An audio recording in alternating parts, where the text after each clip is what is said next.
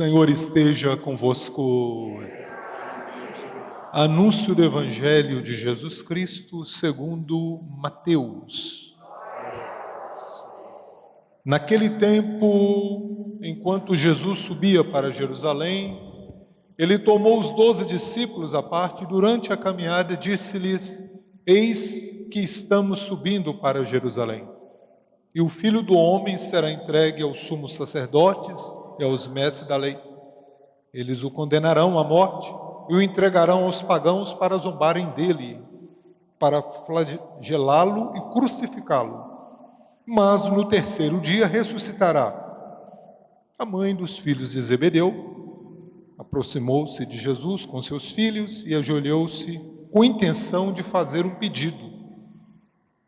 Jesus perguntou: O que tu queres? Ela respondeu: Manda que esses meus 2 filhos se sentem no teu reino, um à tua direita e outro à tua esquerda. Jesus então respondeu-lhes: Não sabeis o que estáis pedindo. Por acaso pode beber o cálice que vou beber? Eles responderam: Podemos. Então Jesus lhes disse: De fato, vós bebereis do meu cálice. Mas não depende de mim conceder um lugar à minha direita ou à minha esquerda. Meu Pai é quem dará esses lugares, àqueles para os quais Ele preparou. Quando os outros 10 discípulos ouviram isso, ficaram irritados com os 2 irmãos. Jesus, porém, chamou-os e disse: Vós sabeis que os chefes das nações têm o poder sobre elas, e os grandes as oprimem. Entre vós não deve ser assim. Quem quiser tornar-se grande, torne-se vosso servidor. Quem quiser ser o primeiro, seja o vosso servo. Pois o Filho do Homem não veio para ser servido, mas para servir e dar a vida como resgate em favor de muitos.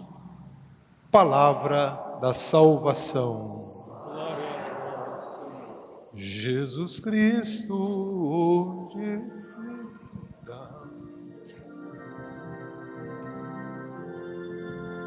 Jesus Cristo, sois bendito pelo reino do Senhor. Jesus Cristo, bendito pelo Senhor. Louvado seja nosso Senhor Jesus Cristo. Uma boa noite para nós todos. Coincidência, vir celebrar aqui a missa de 19 anos, nesses 23 anos de sacerdote, é a primeira vez que eu venho aqui nesse horário. Interessante. Eu sou daqui de Congonhas, obviamente, mas trabalhei todos esses anos e continuo trabalhando, tendo referência lá na Diocese de Uberlândia, né? E daí a gente vem fazendo esse movimento em direção. Então, com alegria, né, que nós nos encontramos. E nós, por sermos de uma região tradicional religiosa, é uma região que quem muito foi dado, muito será cobrado. Por isso, o período da Quaresma é um período para nós repensar quantas anda a qualidade da nossa fé. O que nós temos comunicado? E nós comunicamos a partir de onde? A partir da nossa família, da nossa vizinhança. E é justamente aí que está o problema. Porque se tem a beleza da alegria da vida, nós sabemos que tem os atritos de convivência entre pai, filho, esposa, enfim, e mais ainda depois se prolonga pela vizinhança. Então nós podemos fazer dessa experiência familiar e da experiência comunitária uma experiência fraterna, que de fato comunique a vida, ou também podemos fazer uma experiência meia boca, que não é o caso, pelo menos é o que nós esperamos. Por isso que no período da Quaresma nós temos esse tripé aí, a esmola, o jejum e a abstinência, como tripé para nos ajudar a melhorar, a ser um norte, para ver se estamos comunicando bem a altura, né, de ser discípulo de Jesus. Quem esteve no domingo, em alguma comunidade nossa católica mundo afora, pôde ouvir Jesus lá na montanha sagrada.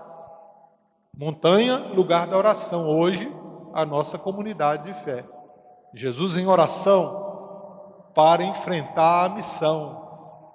E hoje, de maneira muito clara, Jesus está novamente em marcha para Jerusalém.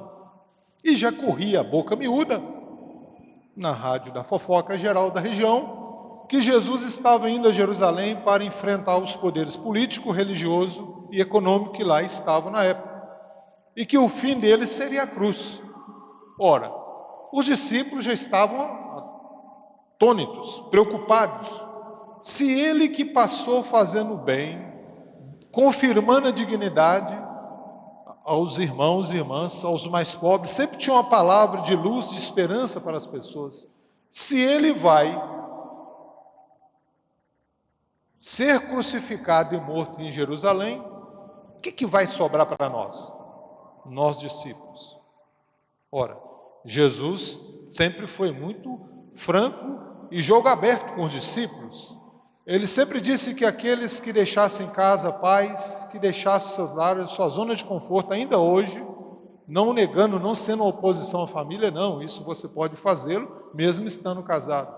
Mas sair desses cantos de sereia do mundo, né, nas disputas, que tem a sua relevância, tem a sua importância política, econômica, religiosa, que são as 3 tentações que vão nos acompanhar até a morte. E Jesus dizia que é preciso repensar sua relação com o mundo. E os discípulos, cada qual preocupado, quer dar-se um jeito. E vejam vocês aí a insanidade de 2 dos discípulos e a mãe, esposa de Zebedeu, o que ela foi pedir a Jesus, que é basicamente o que nós fazemos no dia a dia nas nossas relações. Bem intencionados ou não, no mundo político é esse joguete de interesses aí que nós sabemos. Na relação no dia a dia, muitas vezes até com pedidos nobres. Mas qual o grande problema aí que nós podemos perceber? E que nós pagamos o preço? Nós todos pagamos no final.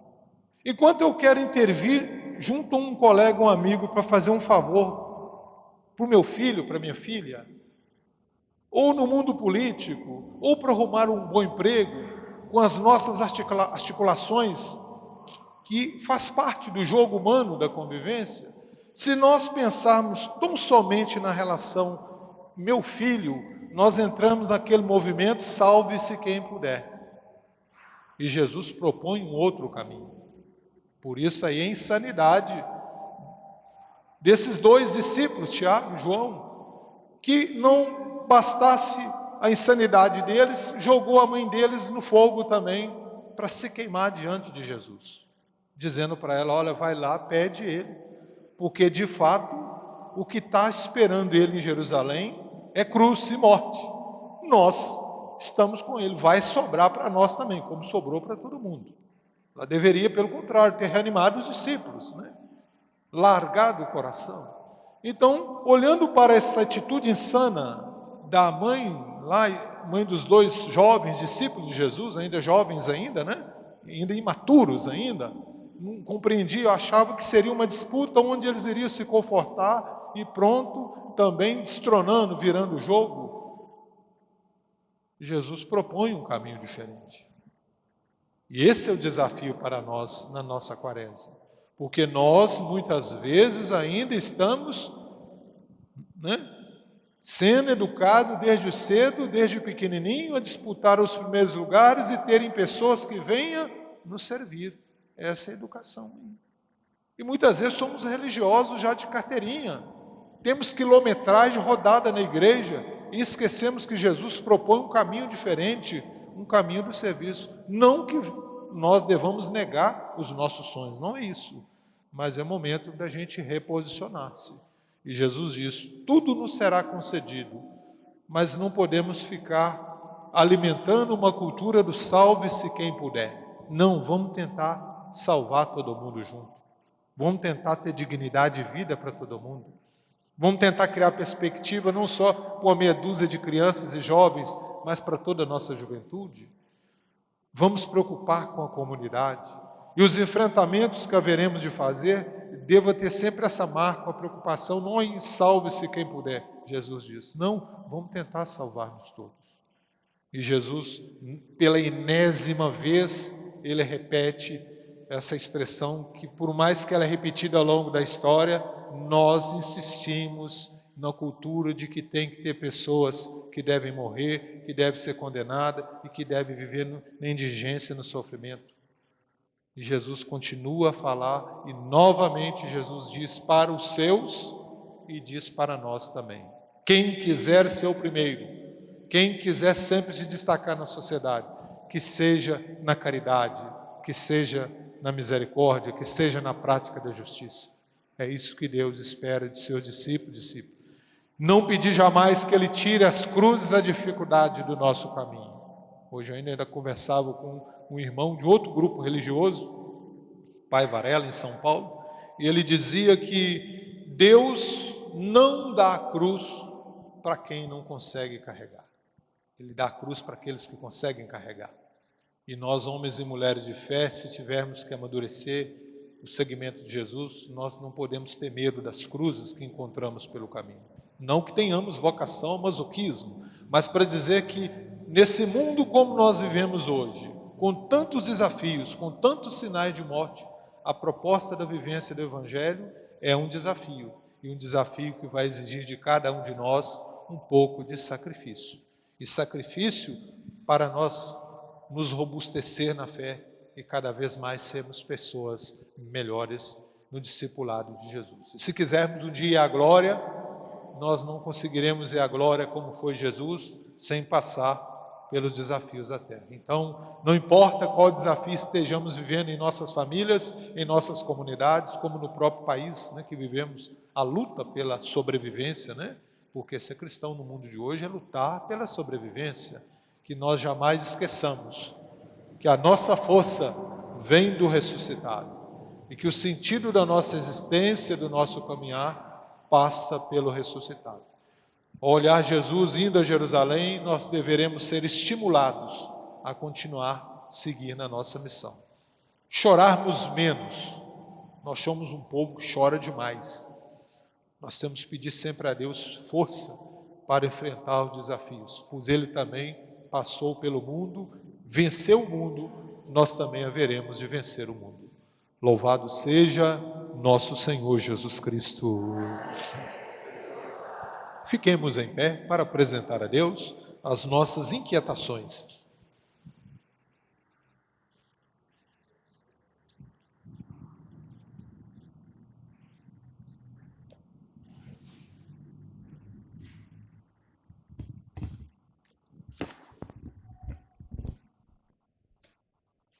Pela Igreja de Deus, a fim de que ela seja conhecida e respeitada por todos, rezemos ao bom Jesus. Ó bom Jesus, escutai a nossa prece. Pelos dirigentes do povo de Deus, a fim de que eles sejam dóceis às inspirações do Espírito Santo, rezemos ao bom Jesus. Ó bom Jesus, escutai a nossa prece. Pelas autoridades, a fim de que elas promovam realmente o bem comum das comunidades, rezemos ao bom Jesus. Ó bom Jesus, escutai a nossa prece. Pelos pais e mães de família, a fim de que eles exerçam cristamente a missão que receberam de Deus, rezemos ao bom Jesus. Ó bom Jesus, escutai a nossa prece. Pelos rapazes e moças, a fim de que na crise da juventude não percam de vista os valores cristãos, rezemos ao bom Jesus. Ó bom Jesus, escutai a nossa prece. Pelas famílias, a fim de que elas, de modo de levar a vida, deem um autêntico testemunho de vida cristã, rezemos ao bom Jesus. Ó bom Jesus, escutai a nossa prece. Por aqueles que nos pediram para rezarmos por eles, a fim de que tenham paz e tranquilidade na vida e vivam na graça de Deus, rezemos ao bom Jesus. Escutai a nossa prece. Por aqueles que de alguma maneira estão sofrendo, a fim de que aceitem o sofrimento com resignação cristã e ofereçam o sofrimento pela sua salvação e salvação de outros, em união com os sofrimentos de Cristo, Rezemos ao bom Jesus. Ó bom Jesus, escutai nossa prece. Por aqueles que já faleceram, a fim de que tenham encontrado a salvação definitiva, rezemos ao bom Jesus. Por nossa comunidade aqui reunida na fé e na caridade, a fim de que o bom Jesus nos atenda em nossos pedidos, rezemos ao bom Jesus. Ó bom Jesus, escutai nossa prece. Vamos nós então rezarmos a oração do bom Jesus, pedindo sempre ao Senhor que tenhamos essa iniciativa, né?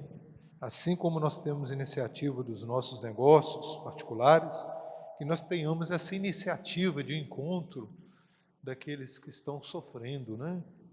Rezemos todos juntos. Ó meu Senhor, bom Jesus, estais na Basílica de Congonhas, braços abertos, rei terminal combate, os vossos devotos, e derramar sobre todos a plenitude da vossa misericórdia. Eis aqui os vossos pés, para vos oferecer, com o tributo de minhas homenagens de adoração, um profundo sentimento de arrependimento de meus pecados e de tantas vezes por ofender. Ó Senhor, Infinita é a vossa misericórdia, e ouvir vire as súplicas daqueles que até de longínquas paragens se dirigem a vós, com fé e confiança. Incomensurável a vossa compaixão, Senhor, animado por tantas provas de ternura paternal, lanço-me aos vossos pés, implorando a graça que desejo.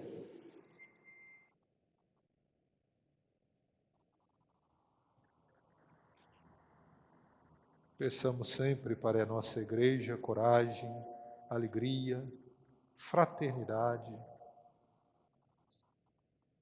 E a vós, Virgem Santíssima, Mãe de Deus e Mãe dos homens, a quem o bom Jesus nada recusará, por vossa intercessão, alcançai-me esta essa graça. graça, ardentemente vos peço. Coloquemos nós